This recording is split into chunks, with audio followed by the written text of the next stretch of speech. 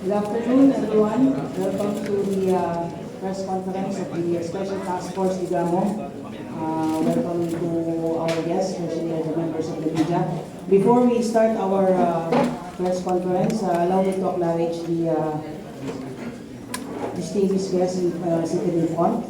Secretary Benjamin Abalos Jr., sir, the Secretary of the Department of Interior and Local Government, and Chairperson of the Special Task Force Degamo.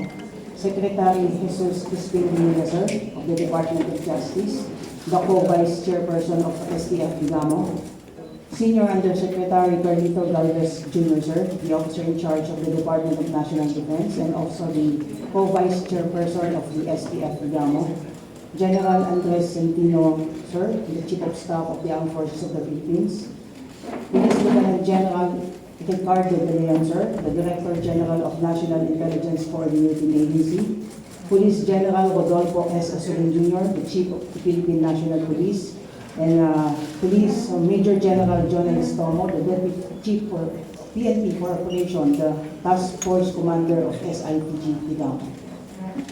Before we accept the questions of the members of the media, please allow our chairperson of STF Degamo to give his opening statement, sir. Magandang hapon po sa inyo lahat. No? Kamukha po ng sinabi ni Colonel Jean, ito po ang Task Force Degamo muli ngayon. Of course, si Secretary of Justice Rebulla, si Secretary Charlie Galvez ng Department of National Defense, of course, the Chief of Staff Centino, General Dick, ang De Leon of our NICA, and of course, ang ating PNP Chief Asulin, and ang ating General Estomo. Ito po ang task force na nilikha ng ating mahal na Pangulo upang tugisin, no, ang mga suspect sa Degamo kay iba pa mga inosenteng tao. No?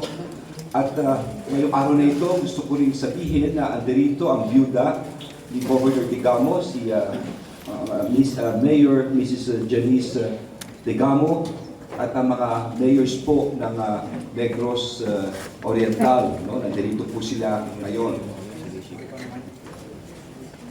Ako po'y magbibigay ng mga updates sa mga nangyari as part of the continuing investigation of the shooting incident that transpired on March 4, 2023 at Pamplona, Negros Oriental, which resulted in the death of Governor Ruel Degamo and 8 others and the wounding of 18 more other victims. The Special Task Force Degamo would like to announce that 5 more suspects who have a direct participation in this incident are now under the custody of the Armed Forces of the Philippines. Maraming salamat. Yes, from the custody of the Armed Forces of the Philippines, kanina po ay nilipat na po ito sa NBI.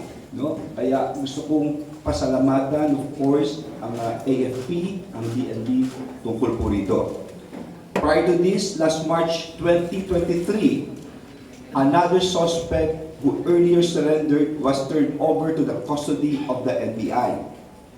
As you may recall, less than 6 hours after the attack against Degamo, yung mga unang araw po ito, 3 suspects have been arrested by the joint elements of the PNP and AFP during the hot pursuit in Bayawan, Negros Oriental.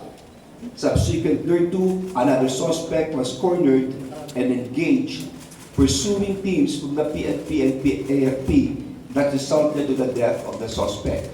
So yung unang araw na yun, 4 po, no? 3 yung nakuha at yung isa ay namatay. Thereafter, another suspect fell in the hands of the authorities during pursuit operation. Tapos isa pa ang nakuha. Hence, as of today, we now have a total of 10 suspects under custody. Inuulit ko po, 10 na ho ang under custody ng pamahalaan. These suspects have voluntarily offered relevant testimonies that will help the task force build a strong case against the perpetrators as well as the intermediaries and mastermind. The National Task Force Group investigation and legal under the Task Force Degamo is now in the process of completing the documentation of the initial statements taken by the investigators from the suspects presently under custody. With this development, we are grateful to the military component of the Special Task Force Degamo, led by AFP Chief of Staff General Andres Centino, for taking the initiative, and of course, Sec. Charlie Galvez of the Department of National Defense for taking the initiative to facilitate into taking custody of the 3 suspects. Actually, 5 na ho ngayon of the 5 suspects. We would also like to commend and recognize the efforts of the Philippine National Police headed by General Rodolfo Ossory Jr., the NBI led by Attorney Medardo de Lemos, and other related government agencies for their invaluable support and assistance to the task force. Indeed, our collaboration in the past few weeks have paved the way to the surrender of the individuals responsible in the murder of Degamo and others. As we speak, joint military tracker teams remain focused in pursuing leads, including information provided by the suspects under custody. Marami hong nakukuwang mga impormasyon na binibigay ng mga suspects. Tandaan ninyo, 10 po ito. No? To account and arrest the remaining suspects still at large. Para sa mga natitira pa, mga suspect, muli, no, paulit-ulit namin sinasabi na sumuko na po kayo. No? Marami na pong mga sumuko, mag-isip-isip na rin kayo at sumuko na rin kayo. So, we would like those who have knowledge on the circumstances of the crime and location of the remaining suspects to come out and cooperate with government authorities so that justice can be served to the victims of this gruesome crime. Yun lang po. Maraming salamat. May we hear short statements from the OEC of course, the Secretary of the Department of Justice. Thank you. As stated by Secretary Abalos, we now have in our custody 10 persons, 9 of whom participated directly in the attack against Governor Degamo, and the 8 other victims and the 8 other deaths that happened and the other injuries that were sustained by the people. These 9 people have been talking to the authorities about their roles in the incident that happened last March 4, and we expect much more results in the next few days when we are able to speak to the rest of the suspects, because we have not yet formalized their statements. We will be getting the formal statements the next few hours and the next few days. We have to be very systematic about getting the statements, and we have to be very, very thorough about the facts that we can elicit from these people. And we expect that the evidence will turn up already against the masterminds in a few days. We believe that it will be a good time to name the masterminds after we have spoken to the 9 suspects. There will be a lot of revelations that we expect to happen. So I'd like to congratulate the members of the Armed Forces of the Philippines for the invaluable support in this operation. Of course, the Philippine National Police was very, very instrumental in paving the way for many of the information to filter through for the task force to move forward. So we just have to go on with the work, and the NBI is now actually in the middle of everything, getting the statements of these suspects and trying to get the most important facts out so that we can build our case. Ang tawag ko dito, case build up na tayo. We're now building up the cases that we will be filing in the next few days. Papasalamat rin po kami sa NBI. Siyempre dahil wala akong tigil ng support role na NBI dito na tulong ng tulong. At salamat po sa lahat na kasama sa effort kasi hindi ko madaling gawin to. But it just shows that the whole of government cannot be defeated by anybody. Hindi ko kaya ang whole of government natin. We are resolute in this pursuit for justice and we will not stop. Thank you. Thank you very much, sir. May we also request our ICDNB Secretary Galvez, sir, to give a few words, sir. Una-muna sa lahat po, kaya po na sinabi ng ating Master Commander, si Secretary Benhur Avalos. Nung unang tumawag po siya sa akin, yung nangyari po yun, talagang hindi po siya ng tulong para sa solve ito sa ating karubantunan na patay kay Dr. Degamo, ay tuloy-tuloy na po na tumulong ang ating armed forces. And then afterwards, the President called out, call over for the service of the armed forces. And within 10 days, we were able to see na yung lahat ng involved, yung 10 involved, ay nandito po lahat sa atin. And we'd like to congratulate the joint effort of the Armed Forces of the Philippines, especially under General Sandino, at ang ating mga kapulisan at ang member ng NBI na halos yung ginagawa po natin every other day na gano'n po, nag-meeting po kami dito sa PNP at sa DILG para at least ma-focus po natin yung operation po natin. Madam, as we have, Ma'am Janice, as we have promised to you, the President, that we will give justice.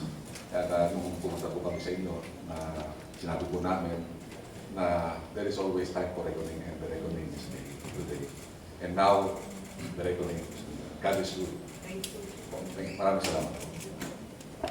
Thank you very much, sir. Before we start our question hour, may we remind our media friends and partners, we can entertain one question and one follow-up so we could entertain and accommodate others. The first to ask questions, sir, is Mr. Mark Gabriel of Net25, followed by Ms. Leia Ilagan of UNT. Hi, sirs. Good afternoon po. Sir, may we know kung anong mga bagong information ang i-share sa atin ng mga bagong na sumuko ng mga suspect na hindi na ibigay ng mga nauna nating na-aresto at napasuko?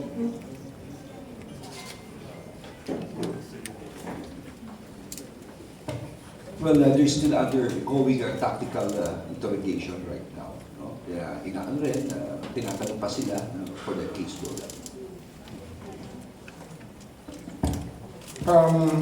Itong new batch kasi was able to withdraw from the scene and stay in a safe house.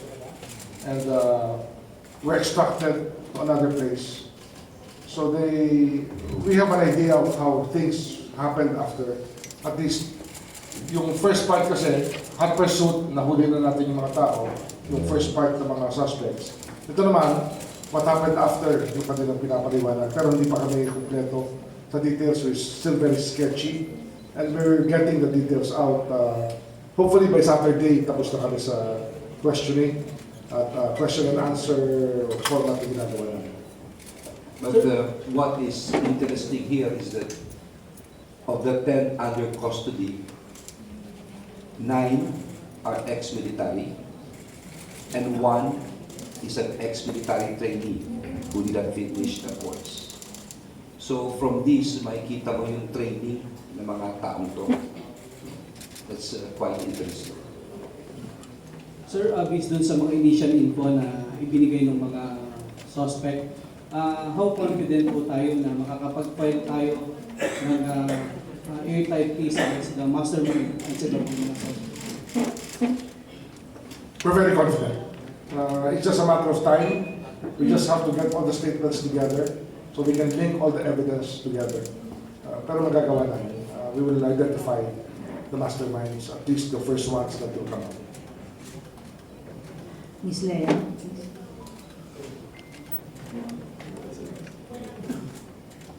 Good afternoon, sirs.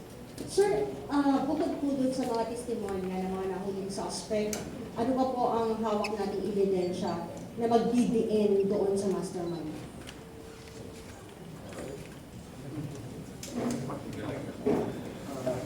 Marami pa po, marami pa kami hawak na iba. Hindi lang namin pwede i-detail yan. At yung mga baril naman, nahuli kagad nung hot pursuit. Marami kami nakuhang ibang ebidensya. Kasi ang mahirap po yung piecemeal na pabibigyan namin. Sana maunawaan ng mga nakikinig po ng mga kababayan natin.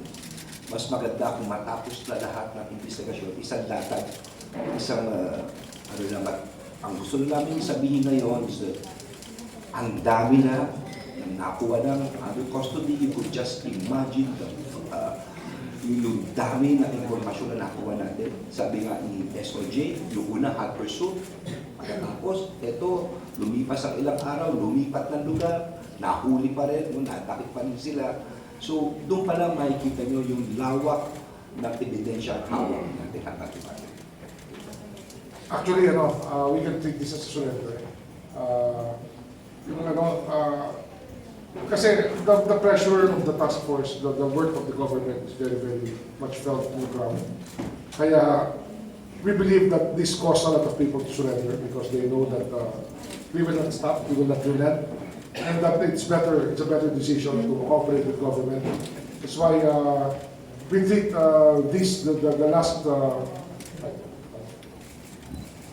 five people that we have taken into custody as surrenders. They are surrenders. Sir, doon po sa 10 hawak mo, ilan po doon ang nagdidiin sa isang mastermind? O meron silang informasyon na para pareho na sinasabi nila na ito yung mastermind? Wala pa kami statement dyan kasi hindi pa kompleto ang statements ng lahat. We have to talk to everybody, at least the last few suspects that surrendered to us. Kakausapin pa natin para malaman natin. Pero ano yan totality of circumstance pa rin yan. Alalaman mo from everything kung sino ang mastermind. Thank you, sir. May we call on Ms. Marisol Abduraman of GMA7, followed by Mr. Paul Rambibon of MCNI. Secretary Abdul, so you mentioned that 9 out of 10 have direct participation. Can you elaborate, like how direct is their participation po? Kasama po ba dito sa siyang yung mismo bumaril sa government? Well, talagang direct na nandun. Talagang direct. Pag-file dito, malalaman nyo. Pero kung sinasabi namin direct participation, the word direct is within that crime scene itself. Kasama po din yung mismo bumaril sa government? Well, nandun, the word is direct. No? So, at least makikita nyo kasama ito sa mga operations. So, ganun katindi ito. If you're looking at the videos, bilangin mo kung ilang tao at yung nasa labas, then you will get an idea kung ilan na halos ang nakuha. Okay. Sir, did they mention? That's why I would really like to commend the valuable work of General Santino and his committee of the Armed Forces of the Philippines. Hindi biro itong nagawang ito dahil it's not just a pursuit. As explained by the Secretary of Justice, ito yung nangyari afterwards. I mean, ito yung nagpulasan na. Nasa ibang lugar na. And yet because of this effort, ganun pa rin they're now in custody. It's a good, it's really an immense effort, and it's worth the effort, so I would really like to commend them on this. Yes, Marisol. It's also a product of excellent intelligence work. Yes. You can say. Excellent intelligence work. Sir, did they mention, at least man lang sa mga hawak nila ngayon, kung sila mismo ang direktang kausap ng mastermind? And meron po ba silang binigay ng Well, everything, as I've said, sana maunawaan ng ating mga kaibigan ngayon. Nilalabas namin lang ito para alam po ninyo yung progress at more or less masiship nyo sa iniisip ninyo na maganda ang tinatahak namin. Pero sana maunawaan nyo rin, ayaw muna namin ibigay ang lahat ng informasyon hanggang handa na po talagang na maisampa sa korte po ito. Marisol, I think that we cannot expect all conspiracies to happen in the same way whenever a crime is committed. So when you ask that question, you are presuming something already. So we have to look at the totality of everything. And we're still doing that. Thank you, Ms. Marisol. Mr. Paul Montibon, sir. Good afternoon po. Itatanong lang po namin kung paano po ninyo napagsasabay ang investigation, pagkuha ng mga informations doon sa mga direct na may direct involvement dito sa case na to, doon naman sa indirect po na ma-involvement sa crime, lalong-lalo na kasi bukod doon sa nag-surrender po, may mga hinahanap pa po tayo, di po ba, doon sa province. Kamukha ng sinabi ko po, no? Yung 10 na nakuha ay tanong ni Marisol ay direct, di ba? So ngayon may mga case build up tayo, importante ang intelligence work, importante rito ang tulong ng ating mga kababayan, no? Tungkol sa mga tips, yung mga nakatangkap din tayo rito. Tuloy-tuloy pa rin ito. Ang importante, dumadami lalo ang informasyon at dumadami ang sumusurrender. Yun ang importante, kaya nga sa iba pa nakakaalam dito, sa iba pa mga kinalaman dito. Naku po, kamukha ng paulit-ulit namin sinasabi, mag-isip-isip na kayo, sumuko na rin kayo. Sumuko na rin kayo. Wala na kayong pupuntahan dito. Kompleto ang military, kompleto ang police, no? Kompleto po nito. Ito na ang whole of the government approach, no? Kamukha ng pinangako ng ating mahal na presidente. Talagang gagamitin natin ng legal, ang gobyerno para matukis ang mga pumasok dito. Kaya sumurrender na rin.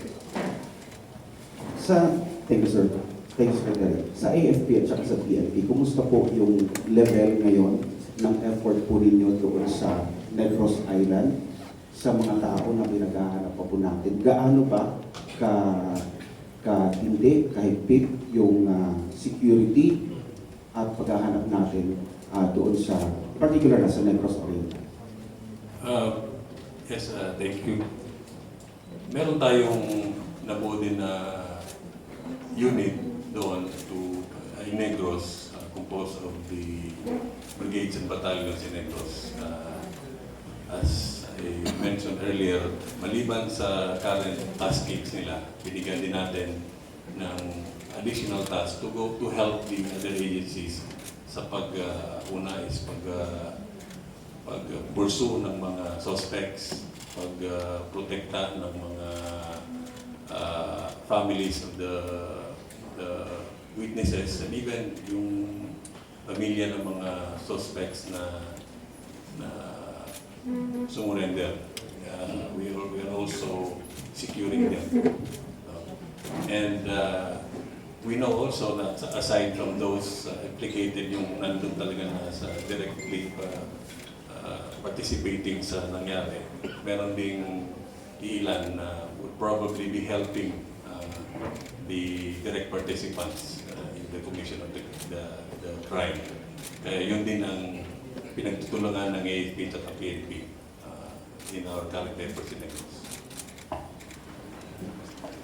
Okay, on the part of the PNP, we continue to conduct joint patrol with the Armed Forces of the Philippines, and we continue also to conduct the threat assessment of our elected officials at the local level. And we continue to provide additional security should there be a need of our local officials for additional security. Thank you, sir. May we hear from Mr. Glenn Huego of DCWP, followed by Ms. Angel Ronquillo of DCSR.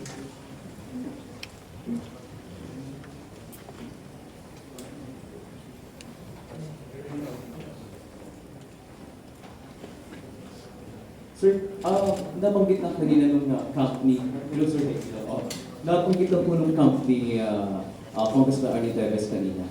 Bakit daw para bagang may piniprecharge na raw agad sila at parang leaning towards sila na po talaga yung may kasalanan. Sir, meron pa bang mas malalim sa investigasyon daw kumpara po kaysa po sa kanila lang tapos nakasentro yung investigation? Binanggit mo namin ang pangalan niya. Did we mention his name? I'm asking you, do you mention his name? Have you prejudged anybody?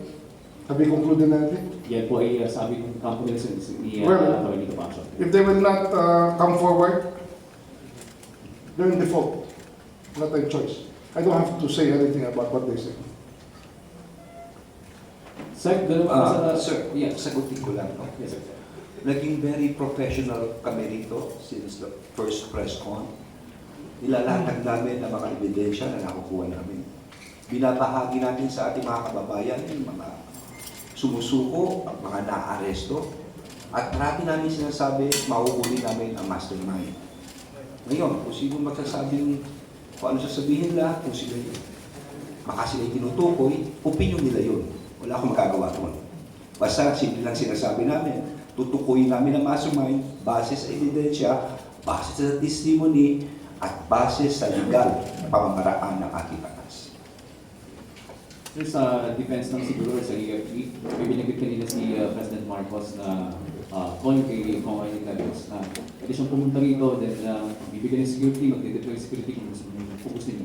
Any reaction to that, sir? Kung ano po yung utos po sa atin ng ating mga presidente, gagawin po namin.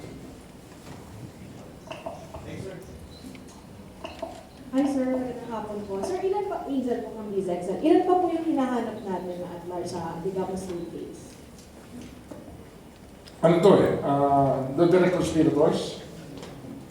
Siguro may mga 5 tao pa hanggang 5 to 6 people more may have had something to do with the conspiracy to commit this murder.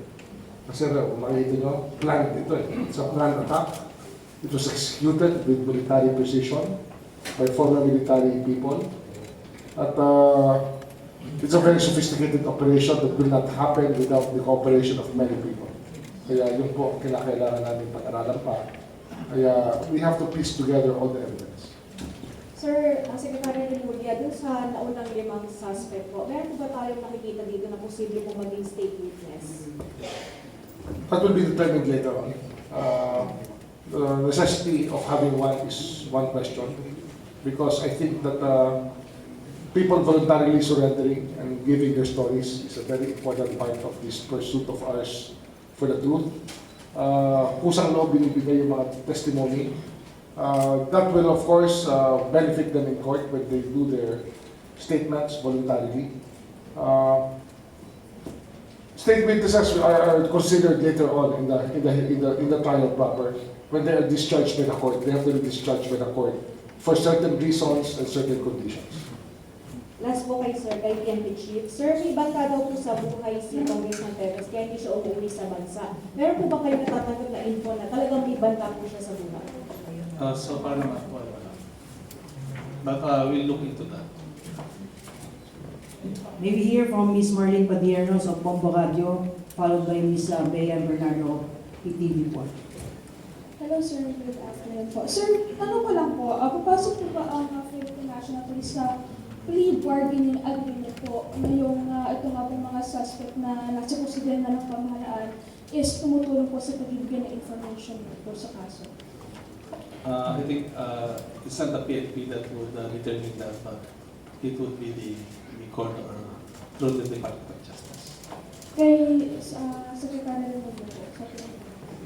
Plea bargaining will come after the charges are filed and only if necessary. Ano lang yan eh. Basta yung marami kasing factors na kino-consider. But some circumstances can be mitigating for those who voluntarily give the information, voluntarily surrender, and many other things can mitigate criminal responsibility. Pero plea bargain is not even considered right now. Pero nagpahalap po pa ng willingness po itong mga bagong mga sumuko na tumulong po sa investigation, sir. I think that's why they surrendered. Maybe hear from Ms. Bea Bernardo. Good afternoon po, sir. Sir, balikan ko lang po yung circumstances ng pagsuko ng mga 5 suspect. Paano po sila sumuko kailan? And may mga natatanggap po ba silang threats kaya sumuko na po sila sa inyo?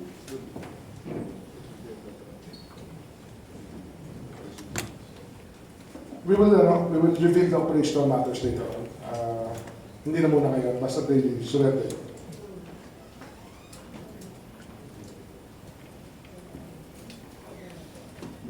May we hear from Ms. Tina Nolasco, and the last to ask question is Mr. Bernard Ferrer of Sunshine Way.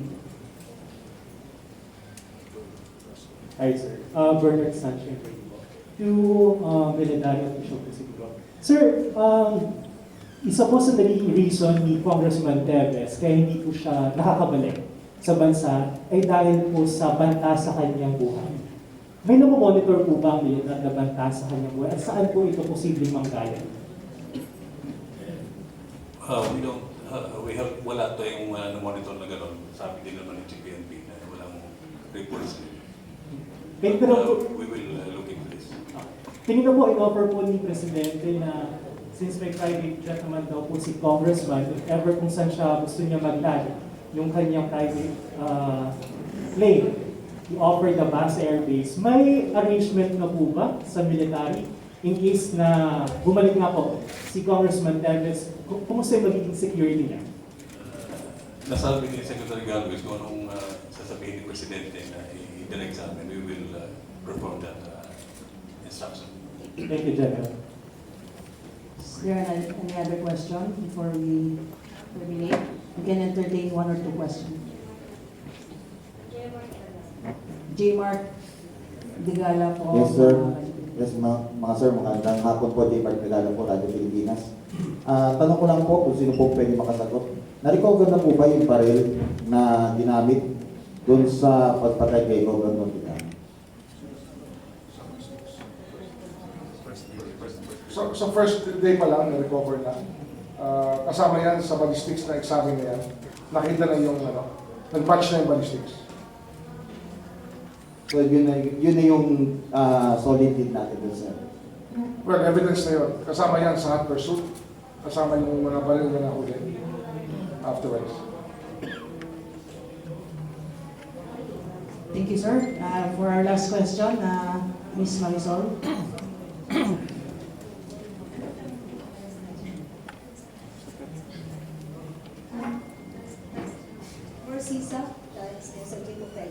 Sir, we understand these are all ex-military.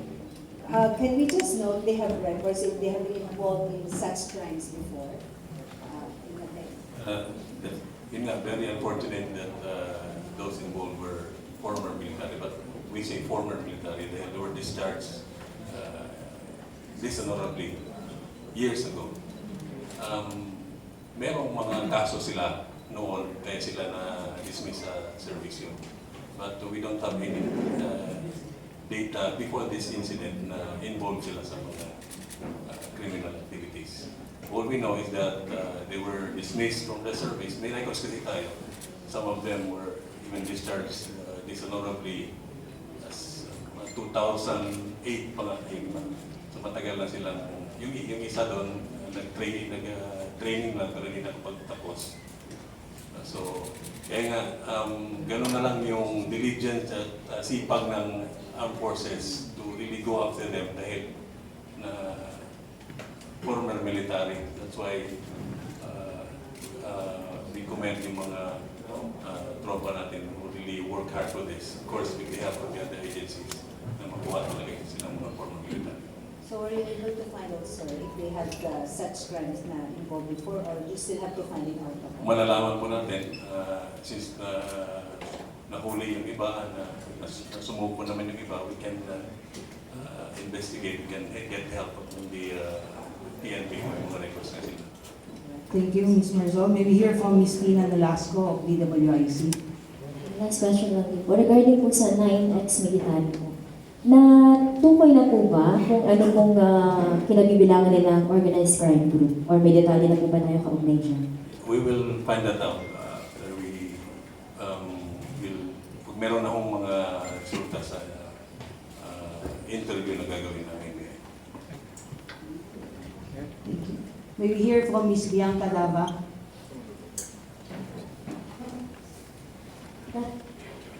Rin po. Sir, gusto lang namin malaman po kung nasabi po ba nitong mga huling nag-surrender kung bakit natagalan sila mag-surrender and may nagkanlang ba sa kanila?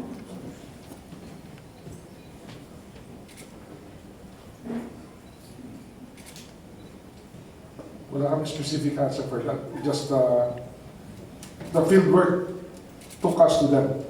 So it's really a matter of time na mangyayari. I think it's a decision on their part to do what they did. Nagkanlong po ba sa kanila, sir? May May nagkanlong po ba sa kanila? meron sila, sabi ko nga, itong last batch, they were able to extricate themselves from after the battle, after the operation, nakapag-safe house pa sila, nakapunta pa sila sa ibang lugar, at doon sila kinausap pa sa ibang lugar. Kaya, merong tumulong sa kanila. Okay, thank you. Thank you, sir. Unless there are other questions, that ends our press conference this afternoon. Good afternoon, everyone. And of course, thank you very much to our secretaries and heads of the agencies and members of the media.